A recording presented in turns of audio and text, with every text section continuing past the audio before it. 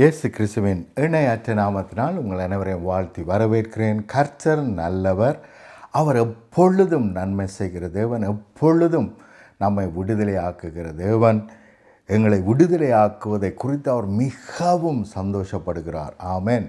எங்களை குறித்து அவர் சந்தோஷப்படுகிற தேவனாய் இருக்கிறார். எங்கள் சந்தோஷம் அவருக்கு மிக முக்கியமான ஒரு காரியமாக இருக்கிறது. அதனால்தான் நாங்கள் கர்த்தருக்குள் சந்தோஷமாக இருக்க வேண்டும் என்று விரும்புகிறார். ஏனென்று சொன்னால் எல்லா நன்மைகளையும் அவர் நமக்கு செய்திருக்கும் பொழுது நிச்சயமாய் நாங்கள் சந்தோஷமாய் இருக்க முடியும். ஆமென். எடுப்போம், வாசிப்போம். லூக்கா 17வது அதிகாரம் 20வது வசனத்திலிருந்து 21வது வசனம் வரைக்கும் நாங்கள் வாசிப்போம். தேவனுடைய ராஜ்யம் எப்பொழுது வரும் என்று பரிசேயர் அவரிடத்தில் கேட்டபொழுது அவர்களுக்கு அவர் பிரதியுத்தரமாக, தேவனுடைய ராஜ்யம் பிரதியட்சமாய் வராது, இதோ இங்கே என்றும் அதோ அங்கே என்றும் சொல்லப்படுகிறதற்கும் ஏதுவாயிராது. இதோ தேவனுடைய ராஜ்யம் உங்களுக்குள் இருக்கிறதே என்றார். பிரியமானவர்களே, இது மிக மிக மிக பெரிதான ஒரு சத்தியம். நாங்கள் தேவனை எங்கேயோ தேடிக்கொண்டிருக்கிறோம். தேவன் அந்த சபையில் இருக்கிறார், இந்த சபையில் இருக்கிறார், அந்த ஊழியக்காரனிடத்தில் இருக்கிறார், இந்த ஊழியக்காரனிடத்திலே இருக்கிறார் என்று நாங்கள் நினைக்கிறோம். அங்கே பாருங்கள், அவர்களும் அப்படித்தான் நினைத்தார்கள். பரிசேயர்கள் தங்களுடைய விடுதலைக்காக, தங்களுடைய இரட்சிப்புக்காக, மீட்புக்காக தேவனுடைய ராஜ்யம் எங்கே வரும், எப்போ வரும் என்று சொல்லி அவர்கள் கேட்டுக்கொண்டிருக்கிறார்கள். எப்பொழுதாவது வரும் என்று எதிர்பார்த்து கொண்டிருக்கிறார்கள். என்றைக்காவது எங்களுக்கு ஒரு விடுதலை வரும் என்று நினைக்கிறார்கள். என்றைக்காவது எங்களுக்கு ஒரு ஆசீர்வாதம் வரும் என்று எண்ணி காத்து கொண்டிருக்கிறார்கள். ஆனால் வேதம் தெளிவாக சொல்லுகிறது, இயேசு இங்கே தெளிவாக சொல்லுகிறார், தேவனுடைய ராஜ்யம் அங்கே இங்கே அல்ல, உங்களுக்குள் இருக்கிறது. அவரை விசுவாசிக்கிற ஒவ்வொருவருக்குள்ளும் தேவனுடைய ராஜ்யம் இருக்கிறது என்பது தான் சத்தியம். ஆமேன். தேவன் நமக்குள்ளாக வாசம் பண்ணுகிறார். ஆமேன். தேவன் எங்களுக்குள்ளே வாசம் பண்ணுகிறார், எங்களோடு கூட இருக்கிறார் என்பது தான் சத்தியம். அவருடைய ராஜ்யத்தை குறித்து ஏன் பேசுகிறார் என்றால், அநேக வேளைகளிலே நாங்கள் நினைக்கிறோம் அவர் எங்களுக்குள் இருக்கிறார் என்று சில வேளைகளிலே நினைக்கிறோம். அப்படி நினைக்கிறவர்களும் கூட அந்த ராஜ்யம் என்ற ஒரு சத்தியம் அங்கே இல்லை. ராஜ்யம் என்றால் அங்கே பாதுகாப்பு இருக்கிறது, அங்கே ஆசீர்வாதம் இருக்கிறது, எல்லாருக்கும் தேவையான சகலருக்கும் தேவையான ஆசீர்வாதம், வேலை, சகலருக்கும் தேவையான பாதுகாப்பு. ஆமென். எல்லாமே அந்த ராஜ்யத்தில் இருக்கிறது. மகிழ்ச்சி, சந்தோஷம் எல்லாமே அந்த ராஜ்யத்தில் இருக்கிறது. அந்த ராஜ்யத்துக்கு சொந்தமானவர் அவை எல்லாவற்றையும் அவர்களுக்கு பகிர்ந்து அளிக்கிறவராய் இருக்கிறார். ஆமென். அப்போ அவர் மாத்திரம் நமக்குள்ளே இல்லாமல் அவரோடு கூட ராஜ்யத்தின் ஆசீர்வாதம், ராஜ்யத்தின் கிரிகைகள் எல்லாமே நமக்குள்ளே இருக்கிறது என்று அவர் சொல்லுகிறார். ஆமென். ஆகவே தேவன் நம்மோடு இருக்கிறார், நமக்குள்ளே இருக்கிறார். அவர் ராஜ்யம், அவருடைய சகல ராஜ்யம் என்றால், ராஜ்யம் என்றாலே சகல சொத்துக்கள் என்றும் அர்த்தம். இன்னொரு விதத்திலே சொன்னால், அந்த ராஜ்யத்தை ஆளுகிறவருக்கு சகலமும் அவருடைய சொத்துக்களாக எண்ணப்படும். அப்போ இங்கே பார்க்கிறோம், தேவனுடைய ராஜ்யம் என்றால் அவருடைய சகல சொத்துக்களோடு நமக்குள்ளே அவர் வாசம் பண்ணுகிறார், அவருடைய வல்லமையோடு, அவருடைய அதிகாரங்களோடு. ஆமென். இவைகள் எல்லாம் நமக்குள்ளே இருக்கிறது, நமக்கு ஏற்கனவே கொடுக்கப்பட்டாயிற்று. அவருடைய ராஜ்யம் நமக்குள்ளே இருக்கிறது என்ற சத்தியம் நாங்கள் எவ்வளவு படித்தாலும் அதை நம்ப முடியாதவர்களாக இருக்கிறோம். அந்த சத்தியத்தை ஏற்றுக்கொள்ளாமல் இருக்கிறோம். அந்த சத்தியத்தை எங்களோடு இணைத்து கொள்ளாமல் இவைகள் எல்லாம் சம்பவித்து விட்டது, நமக்குள்ளே இருக்கிறது. நமக்கு தேவையான ஹீலிங், டெலிவரன்ஸ் எல்லாமே நமக்குள்ளே இருக்கிறது. நமக்கு தேவையான சகல ஆசீர்வாதமும் நமக்குள்ளே இருக்கிறது என்பதை அறியாமல் தெரியாமல் நாங்கள் எங்கேயோ இருக்கிறது என்று எண்ணி, ஒருவேளை நாங்கள் 40 நாள் உபவாசம் இருந்தால், ஒருவேளை நாங்கள் அதிகமாக இரவு பகலாய் ஜபித்தால், ஒருவேளை இரவு பகலாய் அந்நிய பாஷையை பேசினால் எங்கே இருந்தாவது அது நம்மை வந்து சேரும் என்று எங்கேயோ பார்த்து கொண்டிருக்கிறோம். ஆனால் தேவனுடைய ராஜ்யம் நமக்குள்ளே வந்திருக்கிறது, நமக்குள்ளே தான் இருக்கிறது. ஆகவே அதோடு நாங்கள் ஒரு இணைப்பை விசுவாசத்திலே அதோடு கூட நம்மை இணைத்து கொள்வோமானால் அது நிச்சயமாய் நமக்கூடாக இருந்து அது வெளிப்படும் என்றதுதான் உண்மையான சத்தியம். ஆமென். தேவனுடைய ராஜ்யம் அங்கே இங்கே இல்லை, எப்பொழுதாவது வரப்போகிற ஒரு காரியமும் அல்ல, நமக்குள்ளே அது இருக்கிறது. அந்த ராஜ்யத்தினுடைய கிரியைகள் இப்பொழுதே நம்மை மேற்கொள்ள முடியும், இப்பொழுதே நம்மை விடுதலையாக்க முடியும், இப்பொழுதே நம்மை ஆசீர்வாதத்தில் நடத்த முடியும். எப்பொழுதென்றால் நாங்கள் அதை விசுவாசிக்கும் பொழுது. ஆமென். தொடர்ந்து சில காரியங்களை பார்ப்போம். யோவான் 8வது அதிகாரம் 12வது வசனத்திலே தேவன் இப்படியாக சொல்லுகிறார். மறுபடியும் இயேசு ஜனங்களை நோக்கி, நான் உலகத்திற்கு ஒளியாக இருக்கிறேன், என்னை பின்பற்றுகிறவன் இருளிலே நடவாமல் ஜீவ ஒளியை அடைந்திருப்பான் என்றார். ஆமென். அப்போ நாங்கள் இயேசுவை பின்பற்றுகிறவர்களாக இருக்கிறோம், அவருடைய ஜீவ ஒளியை உடையவர்களாக இருப்போம் என்பதுதான் இங்கே அவர் சொல்லுகிற வார்த்தை. இதை அநேக வேளைகளிலே நாங்கள் புரியாமல் இருக்கிறோம். அதை மறுபடியும் அவர் எங்களுக்கு தெளிவுபடுத்துகிறார். மத்தேயு 5ஆம் அதிகாரத்திலே 14ஆம் வசனத்திலே நாங்கள் இப்படியாக பார்க்கிறோம், நீங்கள் உலகுக்கு ஒளியாக இருக்கிறீர்கள். கவனிங்கள், ஒளியாக இருக்கிற தேவன் நமக்குள்ளே வந்திருக்கும் பொழுது அவர் நமக்குள்ளே ஜீவனாக ஒளியாக செயல்படுகிறார். அதை மறுபடியும் நமக்கு சொல்லிக் கொடுக்கிறார், நீங்கள் உலகத்திற்கு ஒளியாக இருக்கிறீர்கள். முன்னாடி பார்த்தோம், நான் இயேசு சொல்லுகிறார் தானே உலகத்துக்கு ஒளி என்று சொன்ன அதே இயேசு இப்பொழுது சொல்லுகிறார், நீங்கள் உலகத்துக்கு ஒளியாக இருக்கிறீர்கள் என்று. எப்படி சொன்னார் என்றால், அவர் நமக்குள்ளே வாசம் பண்ணும் பொழுது நாங்கள் உலகத்திற்கே ஒளியாக இருக்கிறோம். ஆமென். அப்போ இதை புரிந்து கொள்ள வேண்டும். நாங்களாய் இனிமேல் செயல்பட வேண்டிய அவசியம் இல்லை. நாங்களாய் செயல்படுகிறபடியினால் தான் எல்லா விதமான தோல்விகளும் வேதனைகளும் துன்பங்களும் கவலைகளும் கண்ணீரும் நம்மை சூழ்ந்திருக்கிறது. இன்னும் நாங்கள் விடுதலையாகவில்லை. ஏனென்றால் நாங்களாய் முயற்சி செய்கிறோம், நாங்களாய் நம்மை விடுவித்து கொள்வதற்கு காரியங்களை எத்தனிக்கிறோம். ஆனால் இங்கே பார்க்கிறோம், அப்படிப்பட்ட மென்டாலிட்டி, திங்கிங் பேட்டர்ன் இல்லாமல் இனி நான் அல்ல, தேவன் எனக்குள்ளே இருக்கிறார், அப்படிப்பட்ட சிந்தை உடையவர்களாய் நாங்கள் இருக்கும் பொழுது அது நம்மை மேற்கொண்டு, அந்த சிந்தை, அந்த மேனிஃபெஸ்டேஷன் நம்மை மேற்கொண்டு நம்மை வழி நடத்தும். ஆமென். இங்கே கவனிங்கள், அவர் நமக்குள்ளே இருக்கிறபடியினால், ஒளியாய் இருக்கிற தேவன் நமக்குள்ளே ஒளியாய் வந்திருக்கிறபடியினால் நாங்கள் ஜீவனுடையவர்களாய் ஒளியாக எங்களால் செய்யப்பட முடியும் என்று தேவன் சொல்லுகிறார். ஆகவே இதற்காக அதிகமாக ஜெபித்து கொண்டும், அதிகமாக விவாசம் இருந்து கொண்டும், அதிகமாக ஆண்டவரே தாரம் தாரம் தாரம் வாரம் வாரம் வாரம் என்று கேட்டுக்கொண்டிருக்கிறோம். ஆனால் தேவன் என்ன சொல்லுகிறார்? ஏற்கனவே நான் உங்களுக்குள் இருக்கிறேன் என்று அவர் சொல்லுகிறார். ஆமென். அப்போ அவர் நமக்குள்ளே இருக்கிறார் என்பதை விசுவாசித்து செயல்படாமல், அதை விசுவாசிக்காதபடினால் என்ன சொல்லுகிறோம்? வாரமாவியானவரே, இன்றைய வாரமாவியானவரே, இப்பொழுதே வாரமாவியானவரே என்றெல்லாம் பாடல்கள் பாடிக்கொண்டும் ஜெபித்து கொண்டும் இருக்கிறோம். தொடர்ந்தும் சில வசனங்களை நான் உங்களுக்காக வாசிக்க விரும்புகிறேன். கவனியுங்கள். 1 கொரிந்தியர் 3வது அதிகாரம் 16வது வசனத்திலே, நீங்கள் தேவனுடைய ஆலயமாய் இருக்கிறீர்கள் என்றும் தேவனுடைய ஆவி உங்களில் வாசமாய் இருக்கிறதென்றும் அறியீர்களா? அப்போ நாங்கள் தேவனுடைய ஆலயமாக இருக்கிறோம், தேவனுடைய சபையாக இருக்கிறோம். தேவன் சபையிலே வாசம் பண்ணுகிறவர். தேவனுடைய இயேசு கிறிஸ்துவின் சரீரமாக நாங்கள் இருக்கிறோம். இப்படியெல்லாம் வார்த்தைகள் சொல்லுகிறது.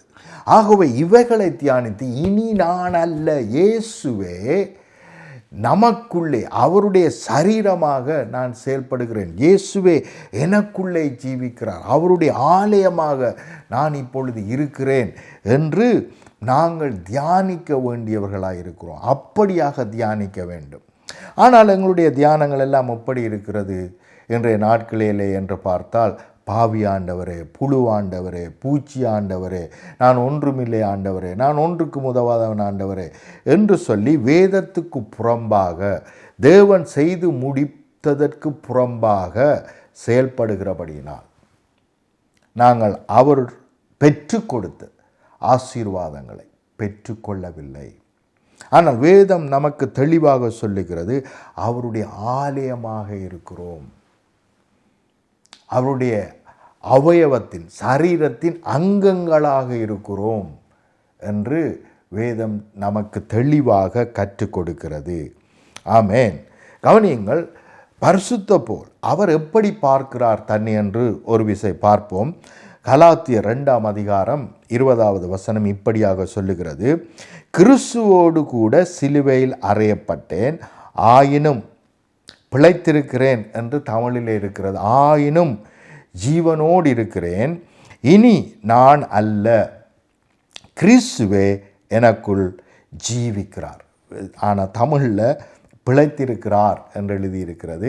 சரியானது கிறிஸ்துவே எனக்குள் ஜீவிக்கிறார். அப்போ நான் இனி ஜீவிக்கவில்லை, நான் பழைய மனுஷனோடு இல்லை. என்னுடைய பழைய மனுஷன், பழைய சுபாவம், பிசாசின் சுபாவம், பாவ சுபாவம், இவைகள் எல்லாம் கிறிஸ்துவோடு கூட சிலுவையில் அறையப்பட்டாயிற்று. பிரியமானவர்களே, இயேசு சிலுவையிலே அறையப்பட வேண்டிய அவசியமில்லை. இயேசு சிலுவையிலே அறையப்பட்டதற்கு இன்னொரு மேன்மையான காரியம், எங்களுக்கு பதிலாக, எங்களுடைய சரீரம் அடிக்கப்படுவதற்கு பதிலாக, எங்களுடைய மாமிச சரீரம், மாமிச பலவீனங்கள், பிசாசின் சுபாவங்கள் எல்லாம் என்ன செய்ய வேண்டும்? மரிக்க வேண்டும். ஆகவே நம்முடைய சரீர பலவீனங்களை அவர் ஏற்றுக்கொண்டு நம்முடைய சரீரமாகவே அவர் மரித்தார். அல்லேலூயா. நம்முடைய சரீரம் மரிக்க வேண்டிய இடத்திலே நம்முடைய சரீரமாகவே அவர் மரித்தபடினால் இனி நாம் அல்ல. நமக்குள்ளே அப்பேற்பட்ட பலவீனங்கள் இல்லை, நமக்குள்ளே அப்பேற்பட்ட பாவங்களும் சாபங்களும் இல்லை. ஆமேன். பிசாசின் கிரிகைகள் இல்லை. ஏனென்றால் கிறிஸ்துவோடு கூட சிலுவையில் அறையப்பட்டேன். என்னுடைய சரீரம் அவரோடு கூட, அவருடைய சரீரத்தோடு கூட சிலுவையிலே அறையப்பட்டாயிற்று. ஆயினும் நான் ஜீவனுள்ளவனாய் இருக்கிறேன். அவருடைய ஜீவனை பெற்றவராய், அவருடைய சரீரத்தை, அந்த பரிசுத்த சரீரத்தை பெற்றவனாய், அவருடைய ஆலயமாக நான் இருக்கிறேன். இனி நான் அல்ல, கிறிஸ்துவே எனக்குள் ஜீவிக்கிறார். அல்லேலூயா. தமிழிலே பிழைத்திருக்கிறார் என்று தமிழ் வேதாகமம் சொல்லுகிறது. ஆனால் ஆங்கிலத்திலே பார்த்தீர்களானால் அழகாக சொல்லப்பட்டிருக்கிறது, but Christ leaves in me. ஜீவிக்கிறார், இயேசு எனக்குள் ஜீவிக்கிறார், இனி நான் அல்ல என்று ஆங்கிலத்திலே அழகாக சொல்லப்பட்டிருக்கிறார். ஆகவே இனி நான் அல்ல, கிறிஸ்து எனக்குள்ளா ஜீவிக்கிறார், கிறிஸ்து என் மூலமாய் மகிமைப்படுகிறார், கிறிஸ்து என் மூலமாய் கிரியை நடப்பிக்கிறார். நான் பேசுகிற வார்த்தை என்னுடைய சொந்த வார்த்தை அல்ல, நான் நடப்பிக்கிற கிரிகை என்னுடைய சொந்த கிரிகை அல்ல என்று நான் அறிந்து கொள்ள வேண்டும்.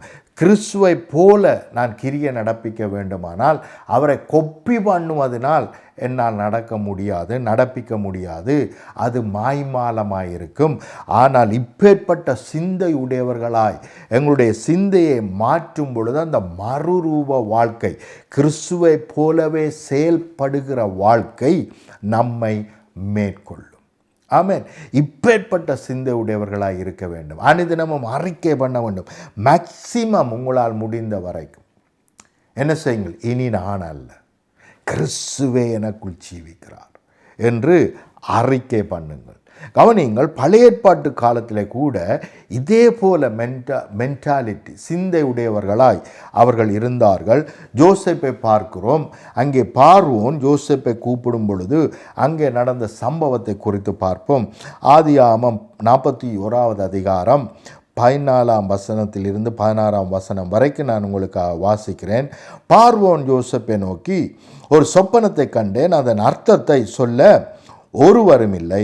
நீ ஒரு சொப்பனத்தை கேட்டால் அதன் அர்த்தத்தை சொல்லுவாய் என்று உன்னை குறித்து நான் கேள்விப்பட்டிருக்கிறேன் என்றான். அப்பொழுது யோசேப்பு பார்வோனுக்கு பிரதியுத்தரமாக, நான் அல்ல, தேவனே பார்வோனுக்கு மங்களமான, கவனிங்க எப்படிப்பட்ட வார்த்தை என்று கவனிங்க, தேவனிடத்தில் இருந்து வருகிற எல்லா காரியங்களுக்கும் மங்களமான உத்தரவு அருள செய்வார் என்றார்.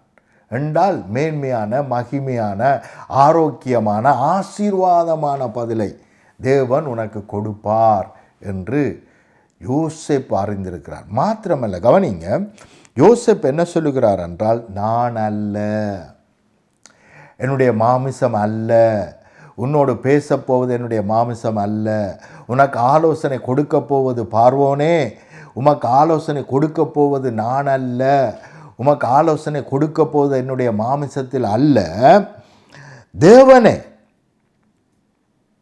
பார்வோனுக்கு மங்களமான உத்தரவு அருளச் செய்வார். இன்னொரு விதத்திலே சொன்னார், தேவன் என்னோடு கூட இருக்கிறார், என் மூலமாய் மங்களமான, மேன்மையான, மகிமையான, ஆசீர்வாதமான பதிலை, விடுதலையை, ஆசீர்வாதத்தை தேவன் உமக்கு தருவார் என்று சொல்லுகிறார்.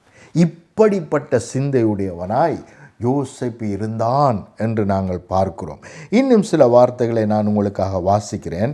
கவனிங்கள், மத்தேயு 28வது அதிகாரம் 20வது வசனம் இப்படியாக சொல்லுகிறது, நான் உங்களுக்கு கட்டளையிட்ட யாவற்றையும் அவர்களுக்கு கைக்கொள்ளும்படி அவர்களுக்கு உபதேசம் பண்ணுங்கள். இதோ உலகத்தின் முடிவு பரியந்தமும் சகல நாட்களிலும் நான் உங்களோடு கூட இருக்கிறேன். கவனிங்கள், இந்த முடிவை எடுத்தது தேவன். எங்களோடு கூட இருக்க போகிறேன், முடிவு பரியந்தமும் அவர் எங்களோடு கூட இருக்க போகிறார் என்று அவர் முடிவெடுத்திருக்கிறார். அந்த முடிவை யாரும் மாற்ற முடியாது. ஆகவே அந்த முடிவின்படி, அவர் எடுத்த அந்த முடிவின்படி அவர் எப்பொழுதும் உலகத்தின் சதா நாட்களிலும், ஒவ்வொரு நிமிஷமும், ஒவ்வொரு நாளும் எங்களோடு கூட இருக்கிறார். எவ்வளவு காலம்? உலகத்தின் முடிவு பரியந்தம். அல்லேலூயா, ஆமென். வாக்கு பண்ணினவர் உண்மை உள்ளவராய் எங்களோடு கூட இருக்கிறார். அதை தியானிக்க வேண்டும். அனுதினமும் தேவன் என்னோடு இருக்கிறார் என்பதை எண்ணி மகிழ வேண்டும். ஆமென்.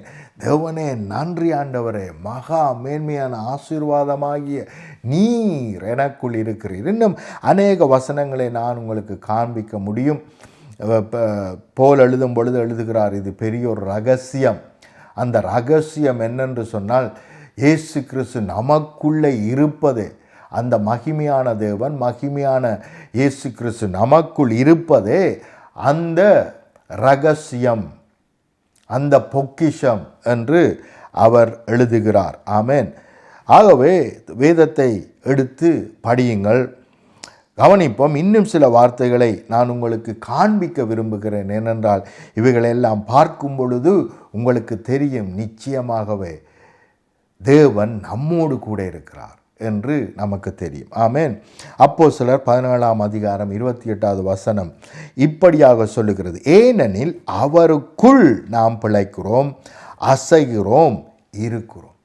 அவர் எங்களுக்குள்ளும் நாம் அவருக்குள்ளும் இருக்கிறோம். ஆமென்.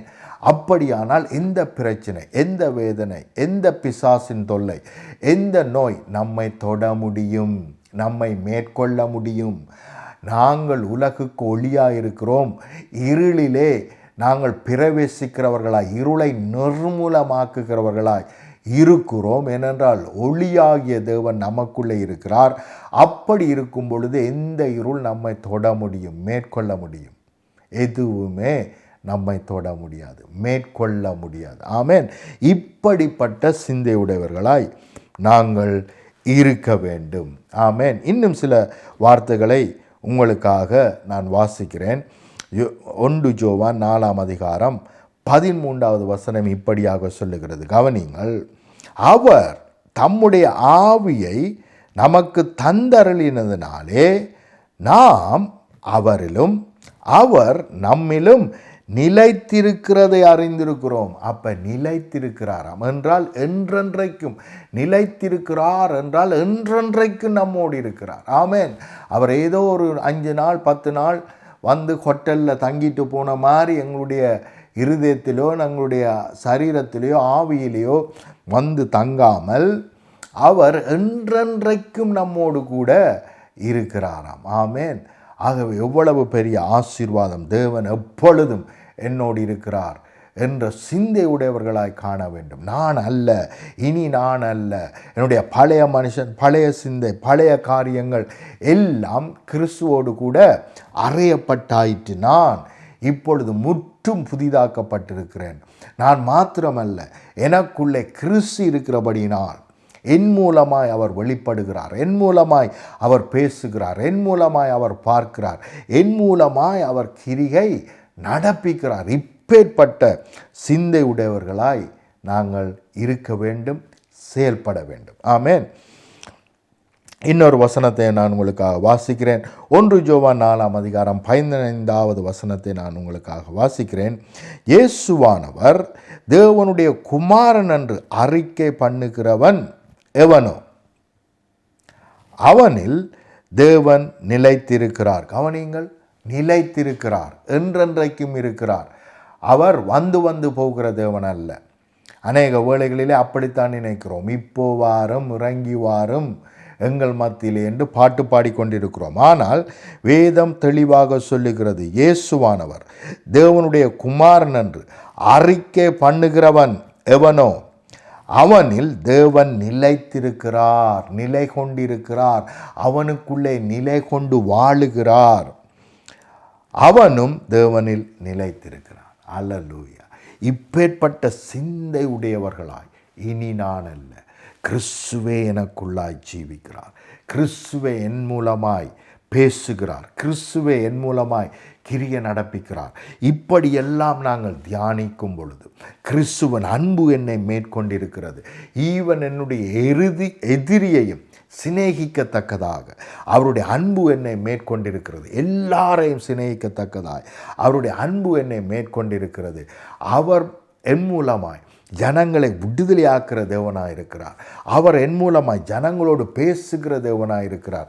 அவர் என் மூலமாய் ஜனங்களை தேற்றுகிற தேவனாய், காயம் கட்டுகிற தேவனாய், ஆசீர்வதிக்கிற தேவனாய் இருக்கிறார் என்று அவரையே தியானிப்போமானால், நமக்குள் இருக்கிற அவரையே தியானிக்கும் பொழுது அவரை போலவே செயல்படுகிறவர்களாய் நாங்கள் மாறிவிடுகிறோம். வல்லமை வரங்கள் ஆட்டோமேட்டிக்காய் நமக்குள் இருந்து கிரியை செய்ய ஆரம்பிக்கும். இப்பேற்பட்ட சிந்தை உடையவர்களாய் நாங்கள் இருக்கும் பொழுது, ஆகவே தான் வேதம் சொல்லுகிறது, உங்களுடைய மனது புதிதாகிறதுனால், கிறிஸ்து நமக்குள் இருக்கிறார் என்ற எண்ணத்தோடு செயல்படுகிறதுனால் நாங்கள் புதிய ஒரு வாழ்க்கையை பெற்றுக்கொள்ளுகிறோம். நம்முடைய மனது புதிதாகிறதுனால் மறுரூபமாகிறோம். மறுரூபம் ஆன ஒரு வாழ்க்கை, கிறிஸ்துவோடு வாழுகிற ஒரு வாழ்க்கை, கிறிஸ்துவை போல வாழுகிற ஒரு வாழ்க்கையை பெற்றுக்கொள்ளுகிறோம். இப்படியாக நம்முடைய மனதை மாற்றிக்கொள்ளுவோம். கிறிஸ்து நமக்குள்ளே இருக்கிறார் என்று கொண்டாட ஆரம்பிப்போம். அனுதினமும் தியானிப்போம்.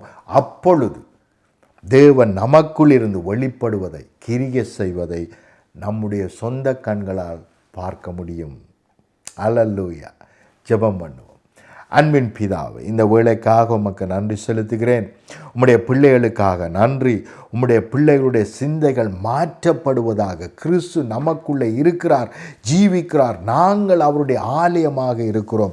அவர் நமக்குள் இருந்து வெளிப்படுகிறார். நமக்குள் இருந்து நம் மூலமாக அற்புதங்களை, அதிசயங்களை செய்கிற தேவனாய் இருக்கிறார். நம் மூலமாய் உலகத்தை ஆசீர்வதிக்கிற தேவனாய் இருக்கிறார். நம் மூலமாய் உலகத்திற்கு ஒளியாக அவர் வெளிப்படுகிறார். நம் மூலமாய் அந்த ஒளி வெளிப்பட்டு இருளின் ராஜ்யங்களை நிர்மூலமாக்குகிறது. ரட்சிப்பு நம் மூலமாய் புறப்பட்டு உலகம் முழுவதற்கும் கடந்து செல்லும்படி கிறிஸ்து நமக்குள்ளிருந்து வெளிப்படுகிறார் என்று உம்முடைய பிள்ளைகள் அனுதினமும் தியானிப்பார்களாக. தேவ அன்பு ஒவ்வொரு பிள்ளைகளுக்குள்ளாகவும் இருந்து வெளிப்படுவதாக. தேவனுடைய வல்லமை வரங்கள் ஒவ்வொரு பிள்ளைகளுக்குள்ளாகவும் இருந்து வெளிப்படுவதாக. இருள் இயேசுவின் நாமத்தினால் ஓடி போவதாக. உம்முடைய விடுதலை, உம்முடைய ரட்சிப்பு பரிபூரணமாய் ஒவ்வொருவரை மேற்கொள்ளுவதாக. குறைவுகள் இயேசுவின் நாமத்தினால் நிர்மூலமாவதாக. உம்முடைய நிறைவு இப்பொழுது ஒவ்வொருவரையும் மேற்கொள்ளுவதாக. உம்முடைய அன்பிலே, நீர் கொடுத்த ரட்சிப்பிலே, நீர் அவர்களுக்குள்ளே இருக்கிறீர் என்ற விசுவாசத்திலே இன்னும் அதிகமாக உம்முடைய பிள்ளைகள் பல்லிகி பெருகுவார்களாக. இயேசு கிறிஸ்துவின் இணையற்ற நாமத்தினால் ஆமென், ஆமென், ஆமென்.